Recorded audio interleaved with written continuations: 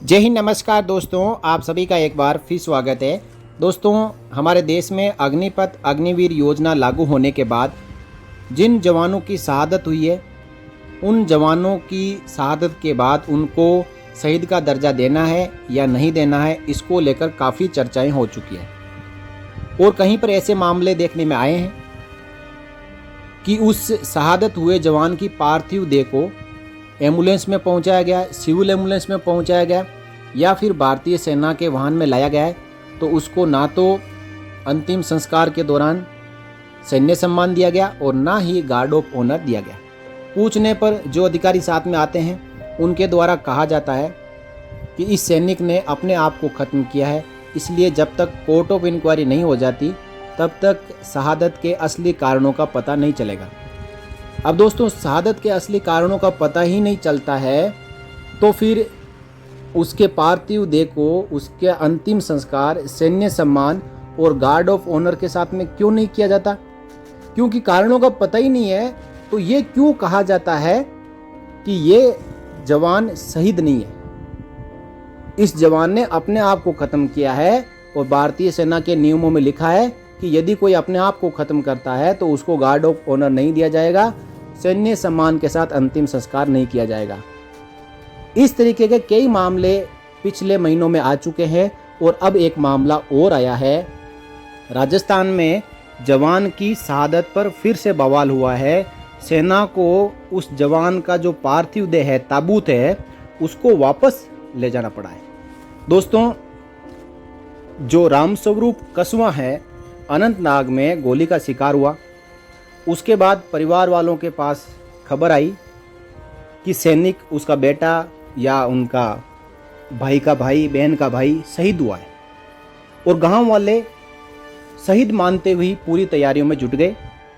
जब तक पार्थिव देह नहीं पहुंची तब तक किसी भी घर में चूल्हा नहीं जला और वो इसी इंतजार में थे कि सैन्य सम्मान के साथ में, गार्ड ऑफ ऑनर के साथ में रामस्वरूप कसवा का अंतिम संस्कार किया जाएगा और उसी के बाद में अन्न पानी लिया जाएगा।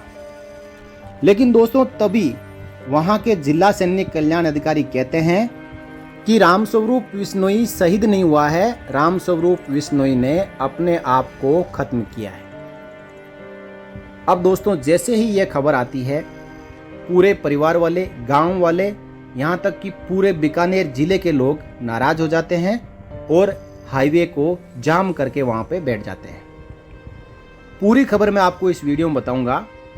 जम्मू कश्मीर के अनंतनाग में तैनात सेना के जवान रामस्वरूप कसवा के सिर में गोली लगने से वो शहीद हो गए। रामस्वरूप कसवा बीकानेर की नोखा तहसील के पांचू गांव के निवासी थे। वे श्रीनगर के अनंतनाग में सेना की 65वीं रेजिमेंट में तैनात थे, यानी 65 आर्म्ड कोर में वो तैनात थे। मंगलवार की सुबह उनके सिर में गोली लग गई और उन्हें तुरंत सेना के अस्पताल में ले जाया गया, लेकिन डॉक्टर उन्हें बचा नहीं सके और उन्होंने दम तोड़ दिया। अब उनकी पार्थिव देह बीकानेर लाई गई और सुबह सेना द्वारा उनके पैतृक गांव पांचू ले जाने का कार्यक्रम था। लेकिन इसी दौरान उनके परिजन और समाज के लोग जिला सैनिक कल्याण अधिकारी कार्यालय के आगे जमा हो गए और जिला सैनिक कल्याण अधिकारी द्वारा सैनिक की शहादत को आत्महत्या बताए जाने का विरोध करने लगे। उनका आरोप है कि जिला सैनिक कल्याण अधिकारी ने शहीद रामस्वरूप कसवा की मौत को बिना किसी कोर्ट ऑफ इंक्वायरी के आत्महत्या कैसे बताया। इस बात को लेकर बड़ी तादाद में शहीद के समाज के लोग इकट्ठा हो गए और विरोध करने लगे। इसी दौरान सेना द्वारा शहीद का पार्थिव शरीर पूरे सम्मान के साथ ट्रक में रवाना किया गया, तो शहीद के समाज के लोग ट्रक के आगे जमा हो गए। उनका कहना था कि पार्थिव शरीर पांचू ले जाने का समय उन्हें 8:45 बजे का दिया गया था, लेकिन सुबह ही रवाना कर दिया गया। उन्होंने जब ज़्यादा विरोध किया तो सेना के अधिकारी पार्थिव शरीर को वापस सेना परिसर ले गए। शहीद रामस्वरूप के परिजनों सीताराम और पप्पू सिया का कहना है कि जिला सैनिक कल्याण अधिकारी ने बिना किसी आधार के शहीद की मौत को आत्महत्या बताया है, जिसकी जांच होनी चाहिए, जबकि सेना द्वारा कोर्ट ऑफ इंक्वायरी के बाद ही इस बारे में कुछ कहा जा सकता है? उन्होंने बताया कि सेना के अधिकारियों का भी यही कहना है कि कोर्ट ऑफ इंक्वायरी के बगैर कुछ भी नहीं कहा जा सकता। दोस्तों, शहीद रामस्वरूप कसवां बीकानेर के नोखा तहसील के पांचू गांव के रहने वाले थे और 5 भाइयों में चौथे नंबर पर थे। उनके एक बड़े भाई श्रीराम कसवां सेना में लिपिक पद पर तैनात हैं। उनकी माता रामप्यारी और पिता मोटाराम पांचू में ही रहते हैं। उनका परिवार मूल रूप से नोखा के केडली गांव का रहने वाला है और अभी पांचू में रहता है। शहीद रामस्वरूप की शादी 15 मई 2023 को अणकीसर की रहने वाली कौशल्या से हुई है। उनकी कोई संतान नहीं है।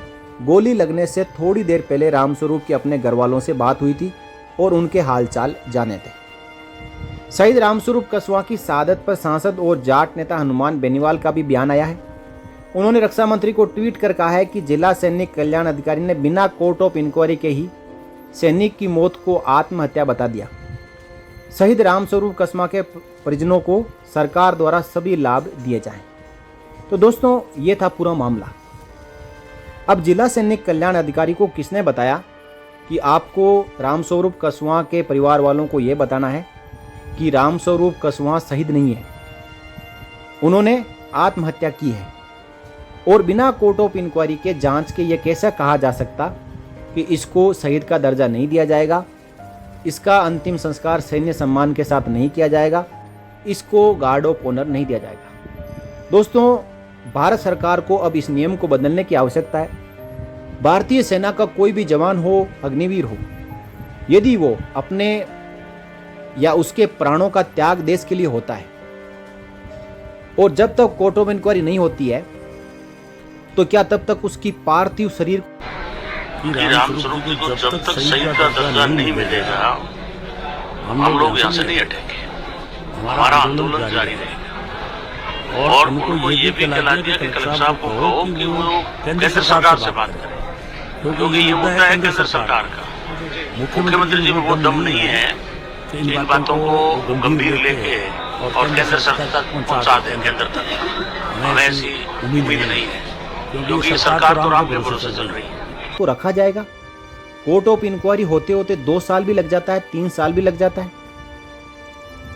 और तभी अंतिम संस्कार किया जाएगा कि कोर्ट ऑफ इंक्वायरी होगी और मौत के कारणों का पता चलेगा, तभी इसका अंतिम संस्कार किया जाएगा। क्या ऐसा ही करना चाहिए? बिल्कुल गलत है दोस्तों। एक सैनिक जिसकी शहादत हो चुकी है, उसको आप सैन्य सम्मान, गार्ड ऑफ ऑनर के साथ में आप उसका अंतिम संस्कार कर दीजिए। अब वो शहीद है या नहीं है, इसकी जो जांच होती रहेगी, कोर्ट ऑफ इंक्वायरी होती रहेगी, 6 महीने लगे, साल भर लगे, और जब कोर्ट ऑफ इंक्वायरी होगी तो उसको जो लाभ मिलने होंगे वो मिल जाएंगे, जो नहीं मिलने होंगे वो नहीं मिलेंगे।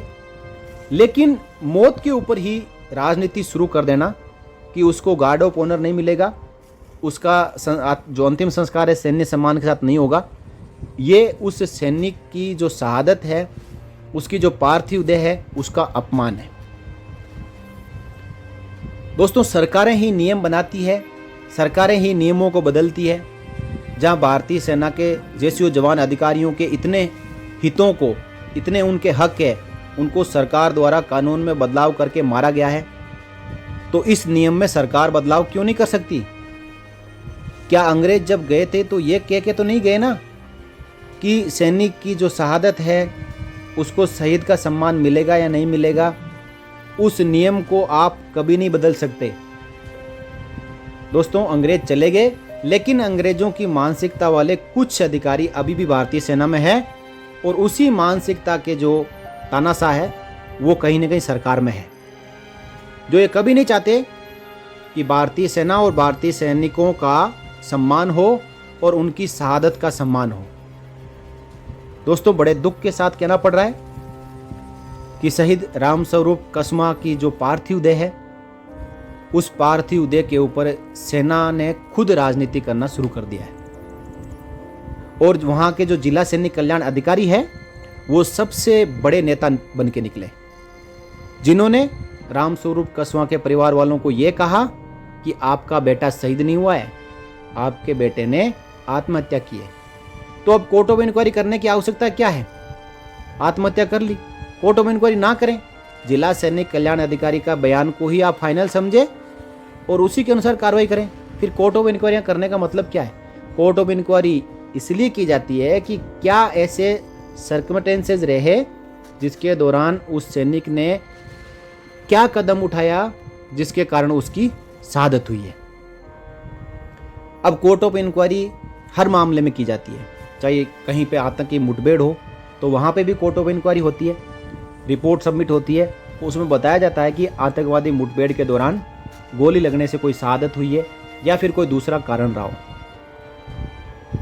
तो दोस्तों, इस प्रकार आगे आने वाले भविष्य में जो शहीदों की पार्थिव देह हैं उनके साथ में इस प्रकार का अपमान ना हो, उनका अपमान ना हो, इसके लिए अब आवाज़ उठाना जरूरी हो गया है कि सैनिक की यदि शहादत हो, किसी भी कारणों से हो, तो उसको सैन्य सम्मान के साथ अंतिम संस्कार उसका किया जाए और गार्ड ऑफ ऑनर दिया जाए।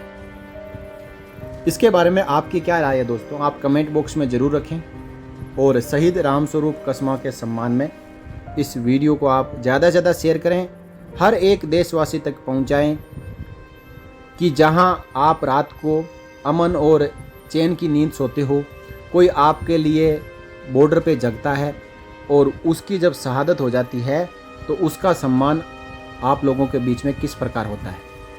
इस वीडियो में इतना ही, फिर मिलेंगे, तब तक के लिए जय हिंद, जय भारत, वंदे मातरम।